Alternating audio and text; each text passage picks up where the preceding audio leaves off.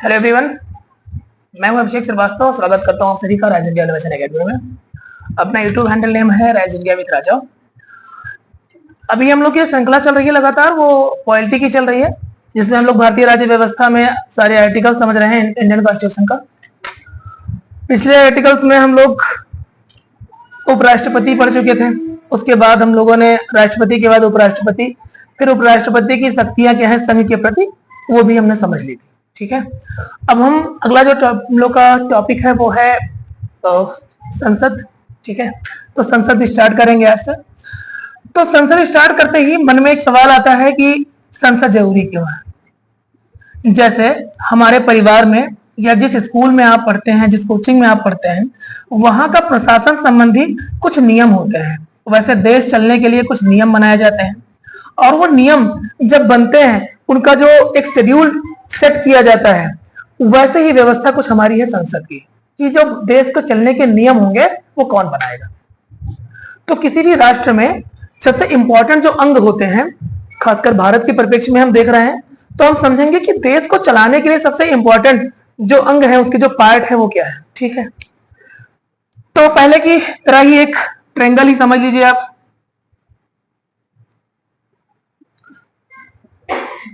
ये ट्रायंगल दिख रहा है, इसी में हम लोग समझते हैं कि हमारा जो देश है भारत प्यारा सा, यहां लिख दें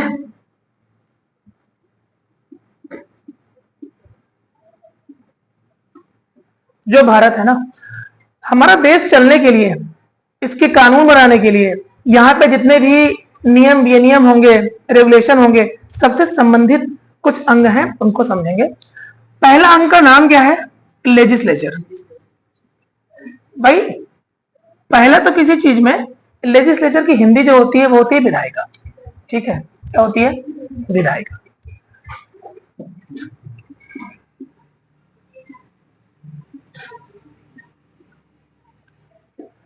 अगला होती है कार्यपालिका, जिसे हम कह देते हैं एग्जीक्यूटिव। ठीक है, और अगला होता है जुडिशरी, जिसे हम बोलते हैं न्याय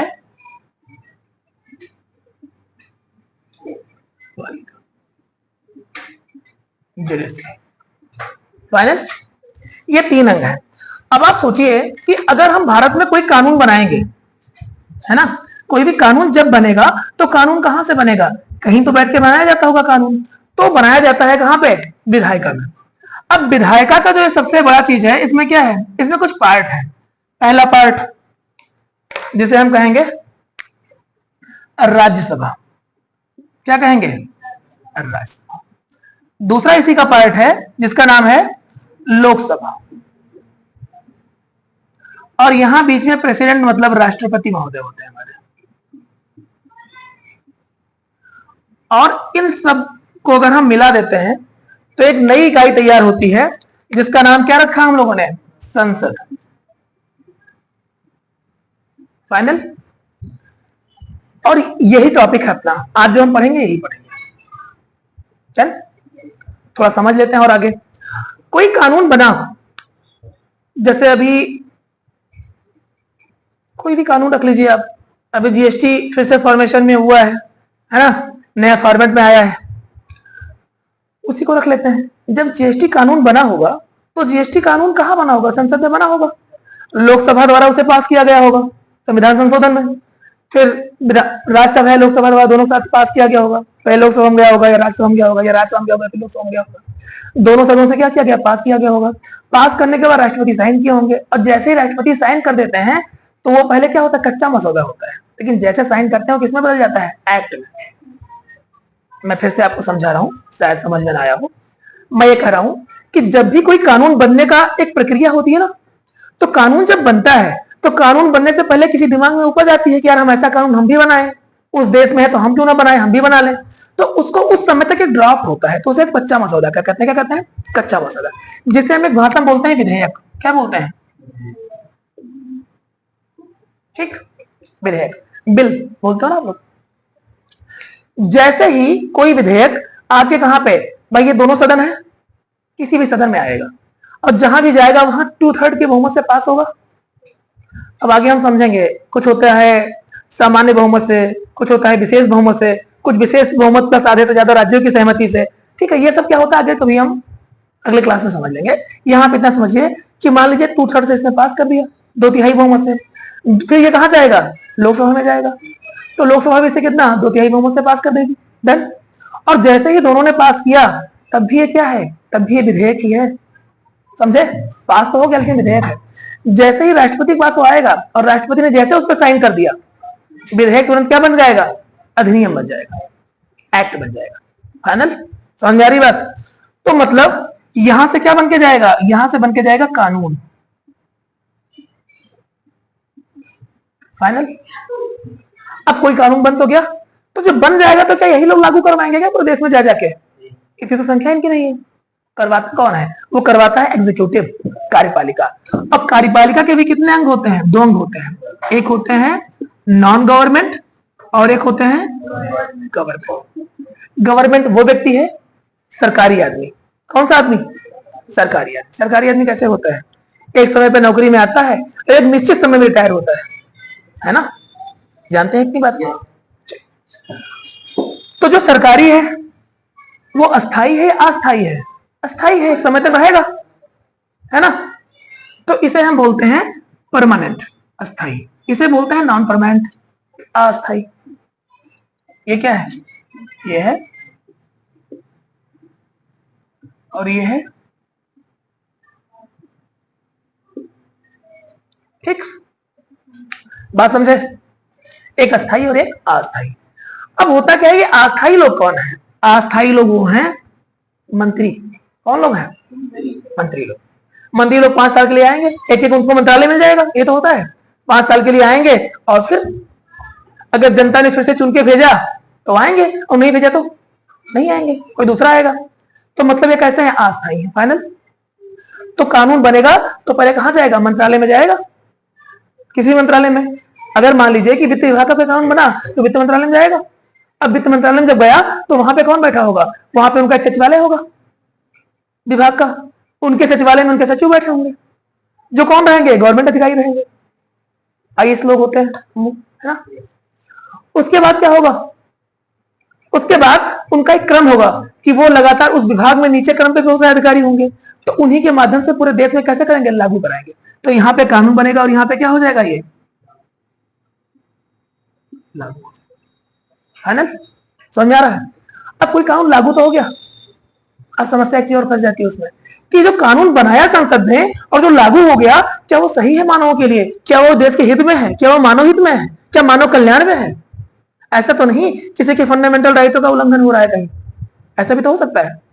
अगर ऐसा हुआ तो इससे विवाद उठेगा, तो इसका कोई तो होगा जो व्याख्या करेगा। जब घर में हम लड़ाई करते हैं कोई तो होता है मुखिया कि हम बताएंगे सही क्या है, होता है ना। वो कौन है, वो है हमारी माननीय न्यायपालिका। ये क्या करेगी, ये करेगी व्याख्या। क्या करेगी, व्याख्या कि वो कानून सही है या गलत है। सही है तो किस हद तक सही है, गलत है तो किस हद तक गलत है, क्या पूरा पूरा कानून गलत है या उसका एक पार्ट गलत है। बात समझ पाए, क्या समझ पा रहे हैं, आ रहा है। चलिए, तो हम क्या पढ़ेंगे, बेसिकली हम पढ़ेंगे संसद। आज की टॉपिक है संसद, डन। अब पहला, चलिए यहां लिख लेते हैं, आर्टिकल कौन सा है, आर्टिकल 79 में क्या लिखा है बताइए। लिखा है संसद का गठन। क्या लिखा है,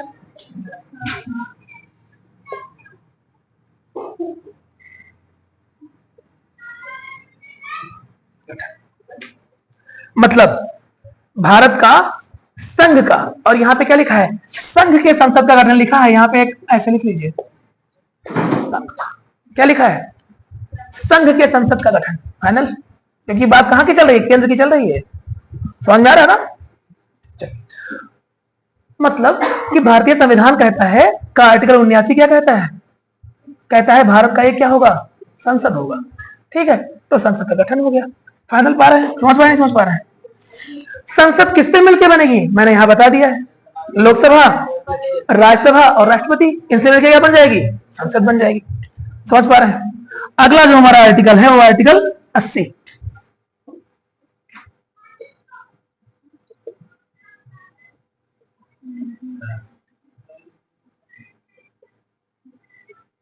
राज्यसभा की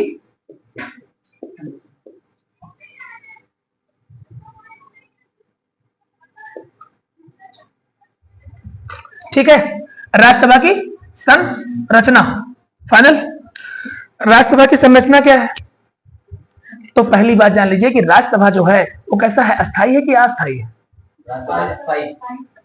इसकी सबसे बड़ी क्वालिटी ये है, किसकी? इसकी, राज्यसभा की। ये कैसा है? ये अस्थाई है। और दूसरी बात, उच्च सदन है। ठीक। तीसरी बात,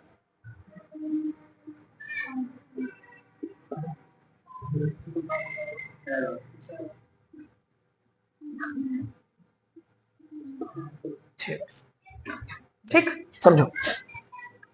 राज्यसभा ऐसी सदन है जो कभी विघटित नहीं होती, वो हमेशा बनी रहेगी, इसीलिए उसे हम क्या कहते हैं? उसे हम कहते हैं कि अस्थाई है, परमानेंट है।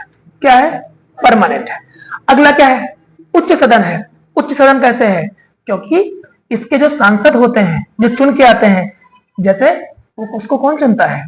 हम जिस राज्य में रह रहे हैं उस राज्य में हमने एक विधायक चुना है, चुनते हैं ना हम लोग, विधानसभा का विधायक। वो विधायक किसको चुनेंगे? राज्यसभा के सांसद को चुनेंगे। ठीक है। और कुछ लोगों को मनोनीत करेंगे, कौन? राष्ट्रपति। कौन मनोनीत करेगा? राष्ट्रपति। ठीक है। और ये कैसे लोग होंगे? कला से, साहित्य से, शिक्षा जगत से, कहीं से भी, मतलब खेल सब। ठीक, समझे बात? जिन्होंने भारत के लिए कुछ विशेष योगदान दिया हो, ऐसे लोग को क्या बनाएंगे? राष्ट्रपति संसद का सदस्य बना देंगे।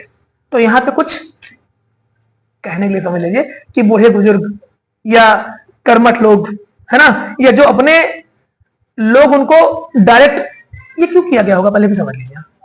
देखिए, ऐसा है ना कि जो इंसान, जो लोकतंत्र होता है ना, लोकतंत्र की बहुत सी अच्छाइयां हैं पर कुछ चुनौतियां भी तो हैं। चुनौतियां क्या है? एक इंसान है जो बहुत अच्छा ज्ञान रखता है ना, उसकी सोच बड़ी दूरदर्शी है, लेकिन वो अपनी बात जनता तक पहुंचा नहीं पा रहा है, माइक के माध्यम से, मंच के माध्यम से। ऐसे भी तो लोग होते हैं ना। क्या ऐसे व्यक्ति को जरूरी है कि जनता वोट करे? हमारे यहाँ जो जनता है, जनता कैसे लोगों को वोट करती है? जो उनके बीच जाए, अच्छे से समझाए, है ना, उन तक बात पहुंचाए। कुछ लोग ऐसे होते हैं, ज्ञानी बहुत है कि उन तक बात पहुंचा नहीं पा रहे हैं। ठीक है। या ऐसा भी ज्ञानी भी है, बात पहुंचा हुआ है, लेकिन जनता उनको चुन नहीं रह पा रही, वो इलेक्शन में हार जाते हैं। बाबा साहब याद है हम लोगों को? बाबा साहब चुनाव जीत पाते थे क्या? याद है? जानते हैं बात? क्यों होता है ऐसा? हालांकि उस पर टिप्पणी नहीं करेंगे, वापस आते हैं, कभी इतिहास पढ़ेंगे तो समझेंगे वहां की बातें, तो वापस समझते हैं। तो राज्य की भागीदारी में कुछ अच्छे व्यक्ति, कुछ विशेष व्यक्ति, कुछ चुने हुए व्यक्ति, किसी विशेष क्षेत्र विशेष के विशेषज्ञों की नियुक्ति के लिए हमने क्या बनाया है कि उसमें जो राज्यसभा है, ठीक है, उनके विधायक वोट करके उनको भेज देंगे। डायरेक्ट डेमोक्रेसी नहीं होगी, इनडायरेक्ट होगी। और क्या बना है? जो रह जाएंगे राष्ट्रपति की नजरों में, जो क्या होगा, ऐसा होगा जिसने देश के हित में, लोगों के हित के कल्याण में काम किया है, उनको वहां पे ले जाके क्या बना देंगे? राज्यसभा का सदस्य बना देंगे। फाइनल? समझ में आ रहा नहीं आ रहा? अब अगला समझिए। तो उच्च सदन क्यों हो गया? समझ में आ गया?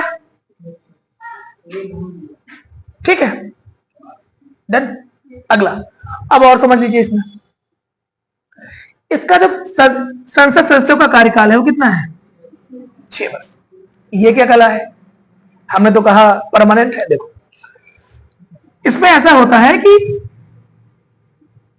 2/3, यही तो, नहीं 1/3,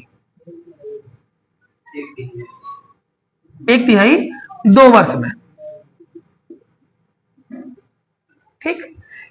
संसद सदस्य के, राज्यसभा के संसद सदस्य जो होते हैं, वो 1/3 लोग 2 वर्ष में क्या हो जाते हैं? मतलब हर 2 वर्ष में नए चुनाव हो जाते हैं, नए लोगों की भर्ती हो जाती है, पुराने लोग बाहर हो जाते हैं। बात समझ पा रहे हैं? ये जब सर्कल चला था तो इसमें ऐसा हुआ था उस समय कि लॉटरी सिस्टम समझ लो। जैसे समझो कि 300 लोग चुन के आए हैं। कितने लोग? 300 लोग। 6 साल में बांटना है तो 2 साल 2 साल 2 साल, यहाँ कुछ 100 लोग होंगे, यहाँ कुछ 100 लोग होंगे और यहाँ कुछ 100 लोग होंगे, यही तो हर बार हर 2 साल में आएंगे चुन के। तो जो पहली बार 300 लोग चुन के आए थे, दूसरी बार ऐसा किया गया था, दूसरी बार चुनाव नहीं हुए थे, है ना।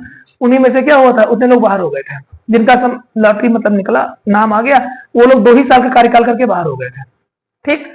और नए लोग एंटर आ गए थे। दूसरे में फिर सेम वही हुआ था, 4 साल वाले बाहर, फिर 2 लोग अंदर, और फिर सर्कल चलने लगा। समझ में आ रहा है नहीं आ रहा है? आ रहा है कि नहीं आ रहा है? आ रहा है, ठीक। चलिए, तो हम लोगों ने एक बात समझ ली कि जो ये राज्यसभा है, इसके 2/3 मेंबर हर 2 साल में इनकी नई नियुक्तियां होती है, ठीक है। 6 साल तक इनके रहते हैं, फिर उसके बाद हट जाते हैं, और 1/3 जाया करते हैं, तो हर 2/3 में 1/3 आते हैं और 1/3 चले जाते हैं। बात समझ आ गई? चलो अगला, इसमें अभी हम जान लेते हैं कि राज्यसभा का जो हमारा मेंबर है इस समय कितने हैं, 200। अधिकतम संख्या कितनी है, 250। तो जिसमें 238 का चुनाव होता है, कितने का?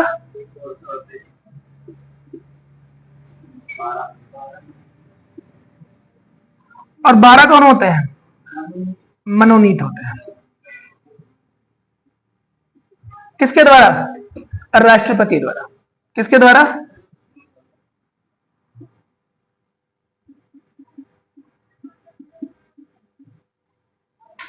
फाइनल समझ में आ गया?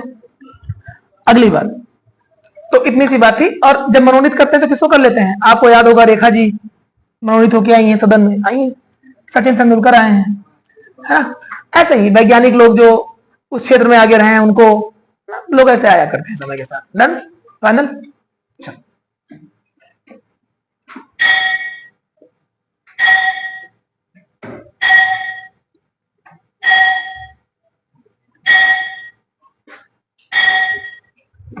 अगला क्या है? लोकसभा की संरचना। अगला क्या है?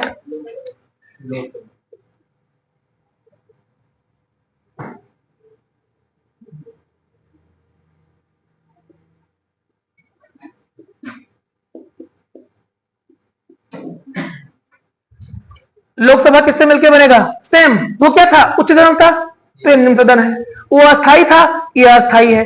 रीजन क्या है? रीजन ये है कि इनके सदस्य प्लस किसकी? खुद लोकसभा की। इन दोनों लोग का कार्यकाल कितना है? 5 वर्ष। फाइनल? लोकसभा के सदन की भी और किसकी? संसद सदस्यों की भी, दोनों की अवधि कितनी है? 5 साल है। देन विशेष आपात में बढ़ाया जाता है, बट वो विशेष कारणों में होता है, ठीक है। ये यही फिक्स है। डन? इसमें क्या होता है? इसमें 2 लोग को, कितने लोगों को? जैसे भारत का इस समय कितना है अधिकतम संख्या लोकसभा की? 552। ये क्या है? अधिकतम है। यहां कर लेते हैं लोकसभा, इधर लोकसभा लिखा हुआ है ना। अधिकतम कितने हैं? 552। चुन के कितने आते हैं? अभी निर्वाचित कितने हैं? 543। पहले +2 और हुआ करते थे। ये कौन थे? ये वो थे आंग्ल भारतीय, है ना, एंग्लो इंडियन। कौन थे ये? Anglo Indian. ये लोग एंग्लो इंडियन थे। एक आर्टिकल था, जान लीजिए ऐसे, आर्टिकल 233, 333, 331, जिसमें कहा गया था कि लोकसभा, क्या कहा गया था कि लोकसभा में 2 लोगों को, 2 एंग्लो इंडियन को कौन मनोनीत करेगा? राष्ट्रपति मनोनीत करेंगे। लेकिन समय के साथ एंग्लो इंडियन का बहुत ज्यादा वो रह नहीं गया, तो हमने भी हाल ही में इसको क्या कर दिया? खत्म कर दिया। तो अब इसकी कोई प्रावधान इसका नहीं है। अभी कितने निर्वाचित होते आते हैं? इतने, है ना। बाकी कितने बचे? 7 उधर बचे थे, 2 ये भी हो गए। बाकी सीटें क्या है? आरक्षित हैं, उनको रोक दिया गया है, ठीक है। अब इसकी फाइनल? डन? अधिकतम संख्या 552। अगला,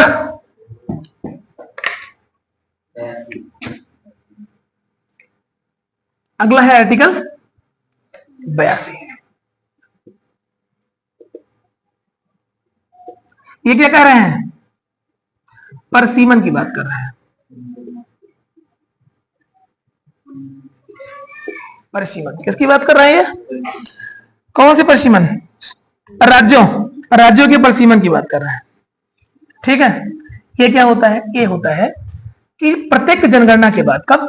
प्रत्येक से एक बात बताओ, जैसे अभी मान लीजिए 2011 की जनगणना हुई थी, 21 वाली तो हो नहीं पाई। अगर 21 में जनगणना हो जाती तो क्या कुछ जनसंख्या और बढ़ती ना बढ़ती? बढ़ती 100%। जैसे राज्यसभा की जो सीटें हैं ना, वो जब राज्य किसी राज्य को आवंटित होंगी जब उस राज्य की आबादी मिनिमम 60 लाख हो। कितनी हो? 60 लाख। बात समझ पा रहे हैं? तो ऐसे होता है, एक कैटेगरी है कि इतने लोगों की कैटेगरी में इतनी सीटें होंगी। फाइनल। तो जब जनसंख्या बढ़ेगी तो सीटें ही बढ़ना पड़ेगी, बढ़ाना पड़ेगा। जब जनसंख्या बढ़ेगी तो सीटें ही बढ़ानी पड़ेंगी। हुआ क्या कि आजादी के बाद हम लोगों ने अचानक से सीटें बढ़ाना शुरू किया। अब जिस राज्य का जितना ज्यादा सीट, उस राज्य का उतना ज्यादा प्रतिनिधित्व। जैसे अभी आप देखेंगे तो राज्यसभा में जो यूपी की सीटें हैं वो कितनी है? राज्यसभा में 31, लोकसभा में कितनी है? 80। यही तो है। कहां पे? यूपी में। यही बात है ना। मुझे एक बात बताओ, 500 का 80 में कुछ महत्व है, स्थान है विशेष? 500 सीटों में लगभग 250 जो पा जाएगा, है ना, 270 समथिंग, वो बहुमत में आ जाएगा। यही तो बात है। और 270 सीटों के बहुमत में 80 सीटें केवल यूपी में। तो यूपी में इंसान ज्यादा दिमाग लगाएगा कम? ज्यादा लगाएगा, ज्यादा बार आएगा, ज्यादा लोगों से कनेक्ट होने की कोशिश करेगा। लेकिन असम, त्रिपुरा, मिजोरम, ये जो नॉर्थ ईस्ट वाले राज्य हैं, इनके पास कितने हैं? एक एक दो दो सीटें हैं। क्या इनके पास इंसान जाना सोचेगा, यूपी में आना सोचेगा? यूपी में सोचेगा। तो लेकिन अगर इन लोगों को भी चाहिए कि हम भी क्या करें, हमारे यहाँ भी लोग कनेक्ट हो, हमारे यहाँ की भी चीजें सुनी जाएं, हमारे यहाँ के भी जो लोग हैं, लोकल के लोग, वो जाके सदन में बैठे, हमारी बारे में बातें रखें कि हमारे यहाँ सुविधाएं हैं, उस पर बजट पास हो, हमारे यहाँ भी विकास हो। अगर जनता ऐसा चाहेगी तो जनता क्या करेगी? कहेगी यार हम लोग भी जनसंख्या बढ़ाते हैं। करेगी नहीं करेगी? क्योंकि जनसंख्या बढ़ेगी तो सीटें बढ़ेंगी। फाइनल। और जो 70 का दशक आया तो 70 के दौर में जनसंख्या नियंत्रण पे काम होने लगा। किस पे? अब कौन सी जनता क्यों अपनी जनसंख्या बढ़ाएगी, कम करेगी? बताओ। सब बढ़ाएंगे अपनी, है ना। उसी समय मद्देनजर रखते हुए सब इस सब बातों को, वो यही कारण है था, बहुत सारे कारण थे, मैं एक कारण आपको बता रहा हूं। ठीक, ऐसा समझिए कि यही कारण था, इसीलिए कर दिया गया। बहुत सी चीज को समझते हुए, जानते हुए, और सरकार ने यह निर्णय किया कि अब 71 के बाद की जनगणना की जो संख्याएं हैं, सीट है इसकी, लोकसभा और राज्यसभा की, इसको रोका जाता है। फाइनल। 2026 के बाद क्या होगा? सीटें बढ़ाई जाएंगी, उनका बाद में समाधान होगा। फाइनल। इतनी सी बात थी, खत्म हो गई। समझ में आ गया? चलिए।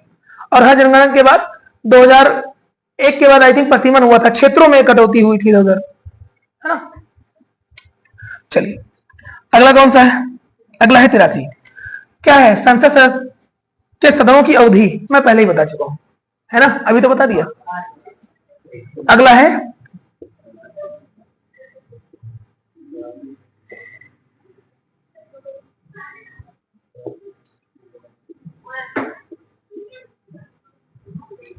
फाइनल। अभी बता दिया मैंने, कितना? 5 साल और एक का सदस्यों का 6 साल। फाइनल। डन। चलो, अगला कौन सा आर्टिकल है? अगला आर्टिकल है आर्टिकल 84। इसको मैं एज करता हूं थोड़ा।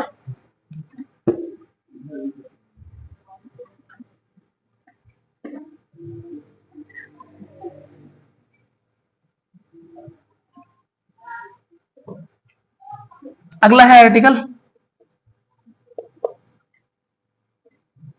84। 84 में क्या है? योग्यताएं।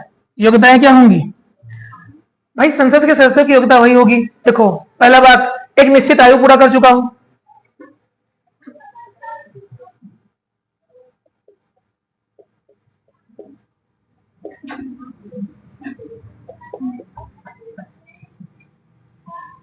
संसद की क्या होता है? अर्हता।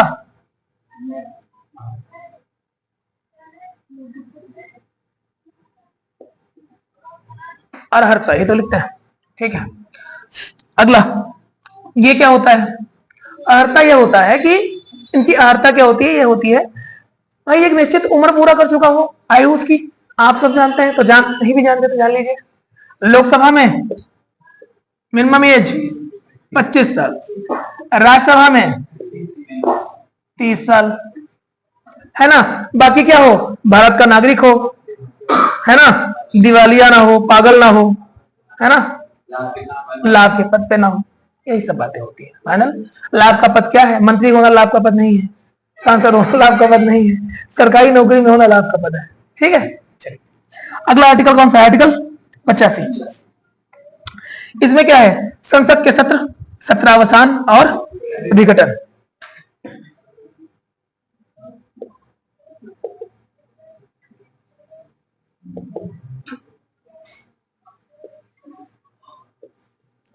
किसकी बात की गई है? सत्र की बात की गई है। ठीक है, किसके सत्र की? सदनों के सत्र की बात की है। समझो, देखो समझना ही, मैं जल्दी समझ लेते हैं। ठीक है, इसमें क्या है कि इसमें बात कर रहा है कि सत्रावसान और क्या हो जाएगा? ये संसद व्यवस्था बनाएगी। क्या बनाएगी? संसद ये व्यवस्था बनाएगी कि संसद का सत्र जो है ना, उसका क्या सत्रावसान हो सकता है, और क्या हो सकता है? विघटन हो सकता है। भाई कोई भी संसद सदस्य, अगर ऐसा समझो कि कोई सदन है ना, अचानक से सदन बहुमत खो दे, अपना सरकार का मुखिया दल है अपना बहुमत खो दे, तो संसद का क्या हो जाएगा? विघटन हो जाएगा। सिंपल सी बात, यही बात कह रहा है। समझ में आ गई बात? मतलब बहुमत खो दे किसी तरह से। डन। अगला अगला आर्टिकल कौन सा है? इसमें है 86। 86 मतलब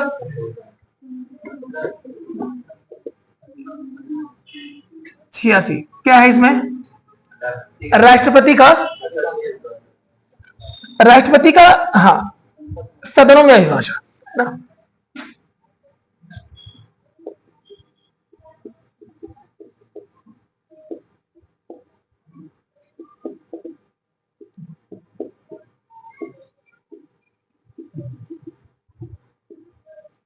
ठीक, संसद का, राष्ट्रपति का, संसद का सदनों में अभिभाषण। समझो ये क्या होता है? ये होता है कि मान लो किसी कभी भी संसद के राष्ट्रपति क्या करेगा? पहली बात तो अभिभाषण देता ही देता है ना। जब सत्र बनेगी तो राष्ट्रपति जाके वहां अभिभाषण देगा। राष्ट्रपति का एक काम और है, काम यह है कि अगर मान लो कोई साधारण विधेयक, कौन सा विधेयक? साधारण विधेयक, अगर लोकसभा में गया और पास हो गया और राज्यसभा में गया और पास नहीं हो पा रहा है, उसमें गतिरोध हो गया, एक सदन पास कर रही है लेकिन एक सदन पास नहीं कर रही है। बात समझे? उल्टा भी हो सकता है, इधर का उधर भी हो सकता है कि एक सदन पास कर रही है, दूसरी पास नहीं कर रही है। फाइनल। अगर ऐसा हुआ तो राष्ट्रपति क्या करेंगे? एक संयुक्त सदन बुलाएंगे। क्या बुलाएंगे? फाइनल, क्या बुलाएंगे? संयुक्त सदन। ये क्या होता है? संयुक्त सदन वो होता है कि जिसमें लोकसभा और राज्यसभा के सारे सदस्य एक जगह बैठ जाएंगे और उसका चेयरपर्सन कौन होगा? लोकसभा का अध्यक्ष होगा। और वहां पे बहुमत दिखाकर और उस पूरी सदन को काउंट करके, और जहां बहुमत ज्यादा होगा वहां पे फैसला हो जाएगा। बात समझ आई? सिंपल सी बात है, लोकसभा से पास करवाना था, लोकसभा से पास हो जाएगी। क्यों? उनकी संख्या ज्यादा रहेगी, नहीं रहेगी? ठीक है, चलो अगला क्या है?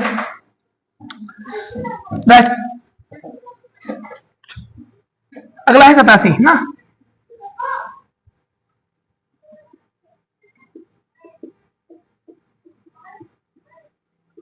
विशेष अभिभाषण।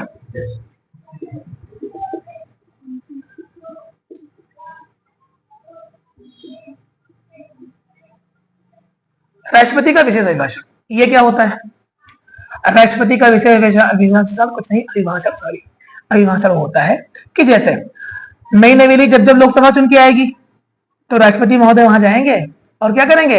एक बढ़िया कि हमारे कौन से हमारे देश ने, हमारी सरकार ने की उपलब्धियां क्या रही हैं, ये सब बताएंगे। वहां पे जाके भाषण देंगे, संबोधन करेंगे। सिंपल सी बात, सदनों का क्या करेंगे? संबोधन करेंगे। डन। अगला, एक बार तो 5 बार तो करेंगे हर बार। एक बार जब नई नई चुन के आएगी तब तो अपने कार्यकाल में लगभग 6 बार संसद में क्या कर देते हैं? अभिभाषण क्या कर देते हैं। अगला कौन सा है? 88। ये क्या है? संसद में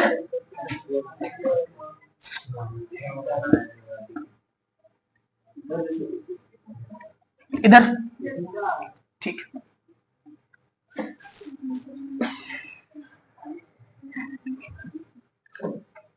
कौन सा आर्टिकल है अगला?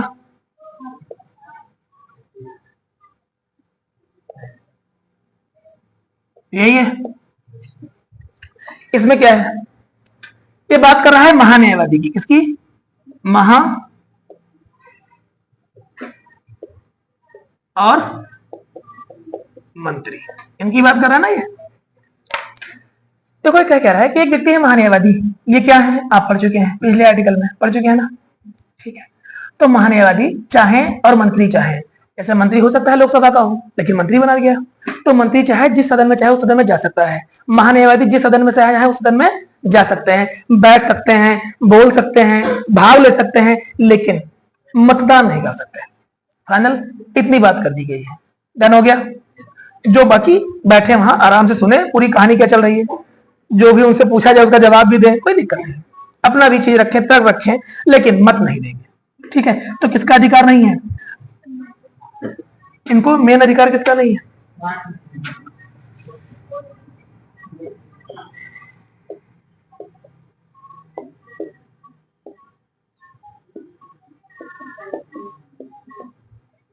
मत देने का अधिकार नहीं, ठीक है।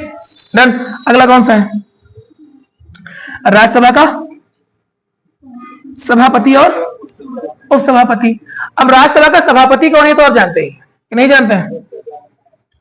सभापति कौन होता है? उपराष्ट्रपति। ये बात तो हमने वहीं पढ़ ली थी, उपराष्ट्रपति में ही। नहीं पढ़ी हो तो जाके क्या करना है? पिछले क्लास में जाना है, उपराष्ट्रपति का देख के पढ़ लेना है, ठीक है। तो यहाँ पे क्या हो रहा है कि ये कह रहे हैं कि जो सभापति हैं उनके साथ साथ एक उप सभापति का भी प्रावधान किया गया है। बात समझे? एक सभापति होंगे, एक उप सभापति होंगे। मतलब जो आर्टिकल हमारा क्या था 89, ये किसके बारे में था? सभापति और उप सभापति।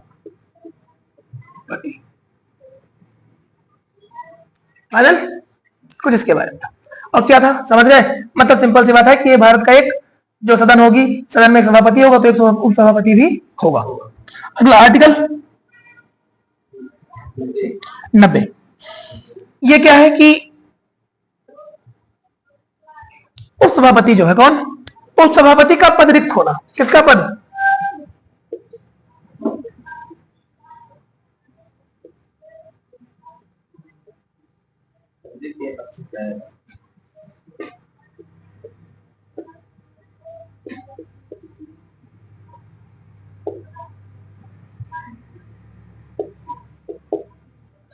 उप सभापति का पद रिक्त होना। ये क्या है? देखो 3 आधार पे होता है। पहला आधार वो है कि पहला काम क्या है? वो संसद का सदस्य ही न रहे। क्या न रहे?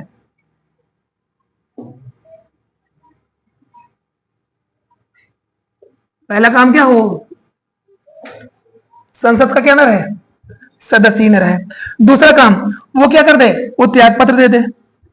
क्या कर दे? त्यागपत्र दे दे। दूसरा क्या है उसका कि वो त्यागपत्र दे दे। डन। तीसरा काम सदन उसे बहुमत से हटा दे। ऐसा भी तो हो सकता है, हाँ। डन। तो पहला सदस्यता ही खो दे किसी के कारणवश। दूसरा आपने देखा ना कभी हाल ही में कुछ लोगों की सदस्यता खो दी गई कि वो सदस्य नहीं रहे, संसद सदस्य नहीं रहे, राज्यसभा सदस्य नहीं रहे, लोकसभा सदस्य नहीं रहे। देखा है? ऐसे ही तो संसद के सदस्य न रह जाए तो जब सदस्य नहीं रह जाओगे तो काहे का सभापति? फाइनल। और दूसरी बात त्यागपत्र दे दे, और तीसरी बात लोग ही उनको हटा दे। ऐसा भी तो हो सकता है। डन। अगला कौन सा आर्टिकल है? आर्टिकल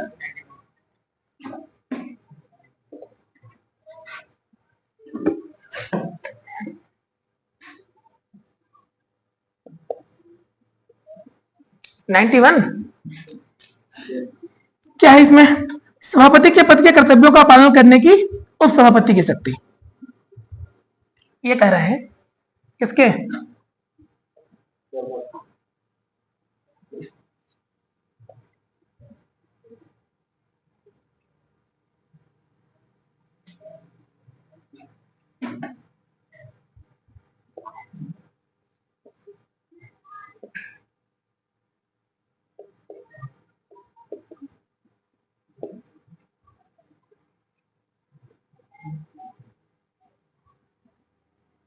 कौन? उपसभापति। समझो, किसके?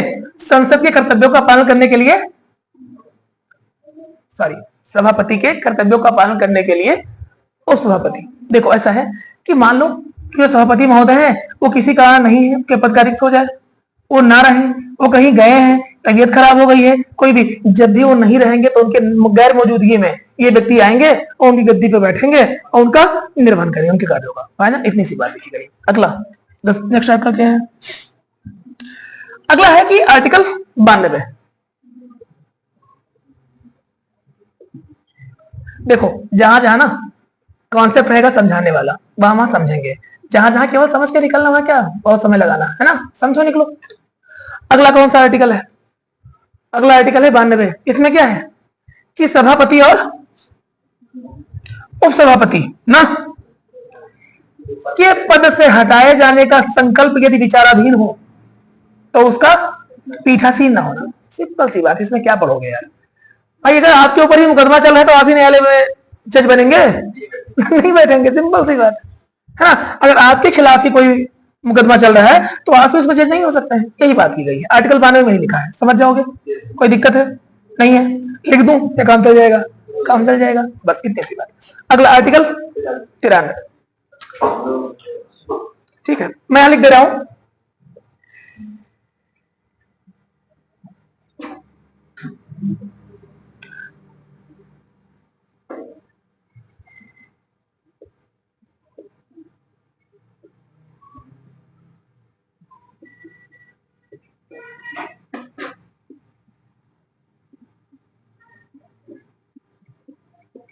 सभापति और उपसभापति, समझ गए, यही बात की गई। अगला अगला कौन सा आर्टिकल है? 93। क्या लिखा हुआ है? सेम बात वही फिर कीजिए गई है कि लोकसभा में क्या होंगे? एक अध्यक्ष होंगे और एक उपाध्यक्ष होंगे। तो यहाँ पे आर्टिकल 90, हाँ हाँ 3 होगा, 3 होगा, हाँ 3 होगा, ठीक है। तो 93 जो है, 93 में क्या है? 93 में यह है कि लोकसभा का अध्यक्ष और उपाध्यक्ष।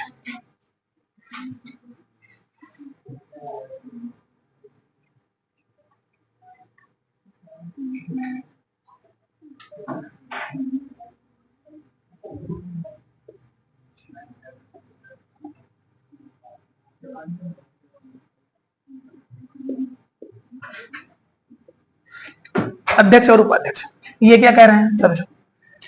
लोकसभा का जो अध्यक्ष है और जो उपाध्यक्ष है सेम वही है जो वहां पे सभापति और सभापति था, काम तो सारे वही है, लेकिन एक थोड़ा सा समस्या है यहाँ। वहां उपराष्ट्रपति महोदय उठ के आके कहां बैठ जाते थे? सभापति की गुद्दी बैठ गए थे, जो क्या थे? पदेन सभापति थे, उपराष्ट्रपति। यहाँ ऐसा नहीं है कि राष्ट्रपति महोदय आके यहाँ लोकसभा के अध्यक्ष हो गए, ऐसा नहीं, ठीक है। यहाँ क्या है? यहाँ उन्हीं में से एक सदस्य को बाद में चुन लिया जाता है और वो कौन बन जाएगा? वो बन जाएगा लोकसभा का अध्यक्ष। जैसे अभी कौन है? ओम बिरला जी हैं, दूसरी बार बने हैं, है ना, ठीक है। ऐसे ही समझ में आ गई बात।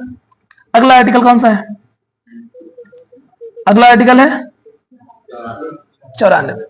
सेम चीजें बच्चा वही रिपीट हो रही है, देखो।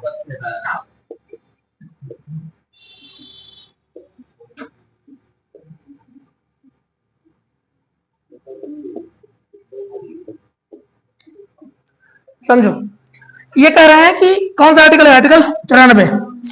अध्यक्ष उपाध्यक्ष का पद रिक्त होना, त्याग और पद से हटाया जाना। सेम वही बात जो पहले अभी मैंने बताई थी उस सभापति के बारे में।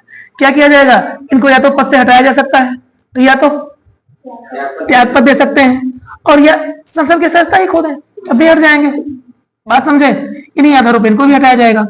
समझ गए? कुछ समझाने वाला इसमें नहीं है? चलिए अगला आर्टिकल कौन सा है? 95 में क्या है? अध्यक्ष के कर्तव्यों का पालन करने के लिए उपाध्यक्ष। सेम वही बात ऊपर लिखा था ना, सभापति के कर्तव्यों का पालन करने के लिए कौन था? वो सभापति था। यहां अध्यक्ष के कर्तव्यों का पालन करने के लिए कौन है? उपाध्यक्ष। फाइनल। आर्टिकल 94 में क्या करेगा? ये भी कर्तव्यों का पालन कराएगा, ठीक है, ड्यूटीज का, ठीक है। अगर अध्यक्ष महोदय नहीं है तो उनकी अनुपस्थिति में उनका कर्तव्य का पालन कौन करेगा? उपाध्यक्ष करेगा। डन। अगला आर्टिकल कौन सा है? 96। बताइए।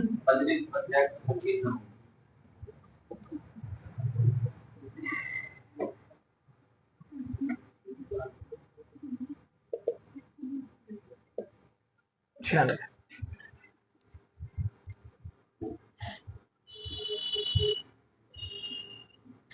छियानवे सेम वही बात कह दी गई। कौन सी बात जो आपने 92 में पढ़ी थी? 96 में क्या कह दिया गया कि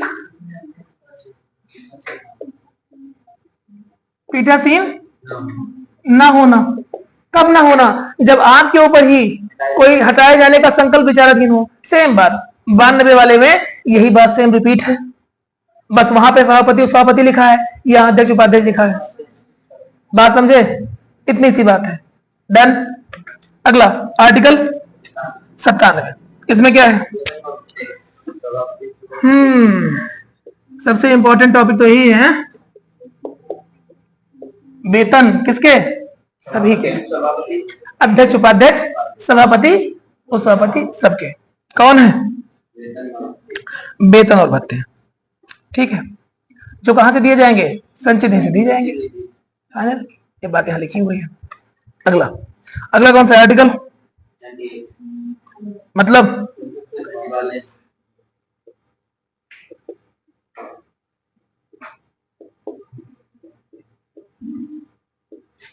सचिवालय की बात कर रहा है। किसके सचिवालय की? संसद के। सिंपल सी बात है, दोनों सदनों का अपना अपना सचिवालय होता है ना। सचिवालय में क्या होते हैं? वही अभी मैंने बताया था, याद करिए। यहाँ पे कानून बनाना है तो कानून का एक कच्चा मसौदा आएगा, मसौदा तैयार कौन करेगा? मंत्री। मंत्री जी नहीं करेंगे, वो सचिवालय में तैयार होगा। ठीक है, मंत्री जी बताएंगे कि देखो मुझे इस विषय पे कानून चाहिए, अब उस कानून के अंदर क्या क्या लॉ है, क्या क्या नीतियां हैं, क्या क्या फॉलो करना है, क्या क्या हटाना है, इसको कौन ऐड करेगा? इसे ब्यूरोक्रेट, वो प्रशासनिक अधिकारियों की जो श्रेणी है जो, वो ऐड करेंगे। फाइनल। और इसीलिए क्या होगा? संसद का एक सचिवालय होगा। अगला सदस्यों का शपथ और प्रतिज्ञान। 99 इसकी बात करता है, शपथ और प्रतिज्ञान। समझते हैं? शपथ वही मैं अमुक ईश्वर को साक्षी मान के, अच्छा ईश्वर को नहीं मानते हो प्रतिज्ञा कर लेते हैं कि मैं अमुक, अमुक मतलब अपना नाम। ठीक है, अमुक किसी का नाम नहीं है, अमुक मतलब अपना नाम।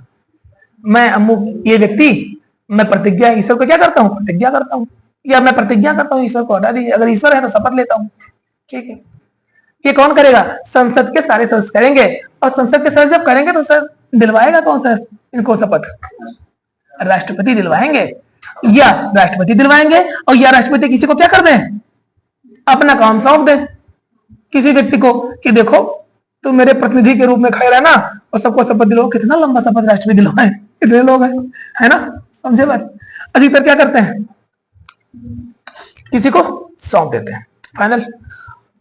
और खत्म हुआ हमारा लास्ट 100वां। मुस्कुरा दीजिए अब आप लोग हैं। आर्टिकल ये क्या है? ये बात करता है कुछ हमारे गण पूर्ति की। ठीक है, गण पूर्ति क्या होती है बताएंगे कोई? देखो ऐसा होता है कि संसद है हमारा। संसद में क्या होता है कि जब जैसे आप लोग है ना क्लास में बैठ कर कभी कभी मुरझा जाते हैं, ऑक्सीजन का लेवल कम हो जाता है ना, पढ़ते पढ़ते होता है नींद आने लगती है, ऐसे ही संसद का सदन क्या होता है, सुबह सुबह इंसान बैठ जाता है, इसे पूरा दिन भाषण चल रहा है तो क्या हो जाएगा? इंसान का जो चाय पी के आते हैं, है ना, कभी आया ही नहीं, कभी इसे आप लोग बहाना कर लेते हैं कि तबीयत खराब है ना, आज ये हो गया है विशेष कारण से, ऐसे संसद में भी नहीं जाते हैं। लेकिन क्या आप भाई क्लास में एक मान लीजिए 100 बच्चों की क्लास है, तो 100 बच्चे में एटलीस्ट अगर 10, 15, 20 आएंगे तभी तो मना लगेगा पढ़ाने में। अब पता लगे 100 बच्चों क्लास में 2 लोग बैठे हैं, क्या पढ़ाया जाए? ऐसे ही। और क्या वो सबके लिए हितकारी होगा? नहीं होगा। बात समझे? ऐसे ही संसद में लोग क्या करते हैं, एक विशेष कोरम होना चाहिए, और कोरम कितना होता है? 10%। कोरम कितना होता है? 10%। किसका 10%? टोटल संख्या का। बात समझ पा रहे हैं? नहीं समझ पा रहे हैं? तो लगभग कितने लोग होने चाहिए 10% में?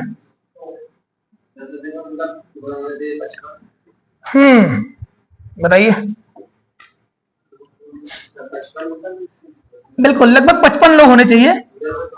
जब 55 चलेगा, 55 लोग रहेंगे तो क्या चलेगा, कोरम पूरा होगा। ठीक है, नहीं वो तो अलग अलग सबका हो गया, मैं लोकसभा की बात कर रहा हूँ। लोकसभा में कितने 55 सदस्य होंगे तो कोरम चलेगा। अगर कोरम नहीं होता है तो संसद के जो पीठा जो सीन होते हैं उस समय चेयरपर्सन वो एक बेल दबाते हैं, पूरे संसद में वो बेल सुनाई पड़ती है और लोग भागते हुए आते हैं कि कोरम पूर्ति करनी है, कोरम पूर्ति करनी, लोग वहां से आते हैं और बैठते हैं। ठीक है, तो फाइनली हमने समझ लिया है आज 100 तक। इसका ये 2 पार्ट में आएगा संसद, इसका अगला पार्ट भी आएगा जो आर्टिकल 101 से लेकर 122 तक होगा। ठीक है, और क्लास देखते रहिए लगातार, संसद बहुत इंपॉर्टेंट है। ठीक है, चलिए, थैंक यू।